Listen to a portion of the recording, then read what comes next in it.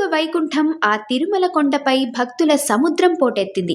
గోవింద నామస్మరణతో 7 కొండలు మారుమోగుతున్నాయి. అవును, మంగళవారం ఒక్కరోజే ఏకంగా 83,812 మంది భక్తులు ఆ శ్రీనివాసుని దర్శించుకుని పులకించిపోయారు. ముఖ్యంగా ఎలాంటి టికెట్లు లేని సామాన్య భక్తుల పాలిట స్వామివారి దర్శనం ఒక పెద్ద పరీక్షగా మారింది. ఉచిత సర్వదర్శనం కోసం వైకుంఠం కంపార్ట్మెంట్లన్నీ పూర్తిగా నిండిపోయి భక్తుల క్యూ లైన్లు కొండపై ఉన్న పవిత్ర శిలాతోరణం వరకు కిలోమీటర్ల మేర సాగాయి. ఉదయం 8 గంటల తరువాత లైన్లలోకి వెళ్లే భక్తులకు స్వామివారి రూపం కళ్లారా చూసేందుకు 15 నుండి 18 గంటల సుదీర్ఘ సమయం పడుతోంది. అయినా సరే ఆ పద్మావతీపతి దర్శనం కోసం సామాన్యులు అన్ని కష్టాలను భరిస్తూ వేచి ఉండటం భక్తికి నిదర్శనం.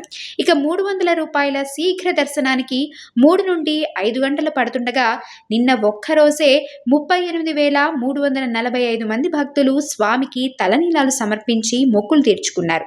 భక్తుల భక్తికి మురిసిన వెంకటేశ్వరుడి హుండీ ఆదాయం నిన్న ఒక్కరోజే 4,31,00,000 దాటింది. అలాగే 4,02,000 లడ్డూలు విక్రయించగా 2,70,000 మంది భక్తులు స్వామివారి పవిత్ర అన్నప్రసాదాన్ని స్వీకరించారు. కొండపై రద్దీ ఎంత ఉన్నా ఆ 7 కొండలవాడి ముఖదర్శనం కాగానే భక్తుల అలసటంతా మాయమై పరమానందం సిద్ధిస్తుంది.